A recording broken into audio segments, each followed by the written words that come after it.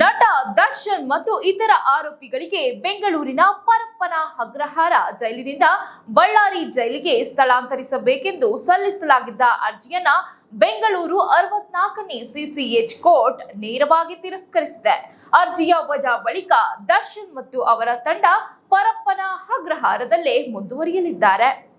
A shift ಕುರಿತಂತೆ ಜೈಲು ಅಧಿಕಾರಿಗಳೇ ಸಲ್ಲಿಸಿದ್ದ ಮನವಿಯನ್ನ ಕೋರ್ಟ್ ಅಂಗೀಕರಿಸದೆ ವಜಾ ಮಾಡಿದೆ. ಇನ್ನು ದರ್ಶನ್ ಪರ ವಕೀಲರು ಸಹ ಬೇರೆ ಜೈಲಿಗೆ ಸ್ಥಳಾಂತರ ಬೇಡ ಎಂದು ಬಲವಾಗಿ ವಾದಿಸಿದ್ರು. ಫಲಿತಾಂಶ ದರ್ಶನ್ ಪರಪ್ಪನ ಅಗ್ರಹಾರ ಜೈಲಿನಲ್ಲೇ ಉಳಿಯಲಿದ್ದಾರೆ. ಆದರೆ ನಟ ದರ್ಶನ್ಗೆ ಕನಿಷ್ಠ ಮೂಲಭೂತ ಸೌಲಭ್ಯಗಳನ್ನ ನೀಡಬೇಕು ಎಂಬ ಮನವಿಯನ್ನ ಕೋರ್ಟ್ ಒಪ್ಪಿಕೊಂಡಿದೆ. ಜೈಲು ಮ್ಯಾನ್ಯುಯಲ್ ಪ್ರಕಾರ ಯಾವ ಸೌಲಭ್ಯಗಳಿವೆಯೋ ಅವನ್ನೆಲ್ಲ ನೀಡಬೇಕು ಎಂದು ಕೋರ್ಟ್ ಸ್ಪಷ್ಟ ಆದೇಶ ನೀಡಿದೆ.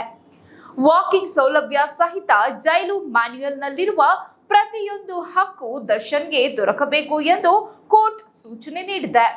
ಆದ್ರೆ ಮುಂದೆ ಜೈಲಿನಲ್ಲಿ ರಾಜಾತಿಥ್ಯ ಕಂಡು ಬಂದ್ರೆ ದರ್ಶನ್ ಮತ್ತು ಅವರ ಗುಂಪನ್ನು ಸ್ಥಳಾಂತರಿಸುವ ಅಧಿಕಾರ ಜೈಲಿನ ಐಜಿಯವರಿಗೆ ಮಾತ್ರ ಇದೆ ಎಂದು ಕೋರ್ಟ್ ಸ್ಪಷ್ಟಪಡಿಸಿದೆ.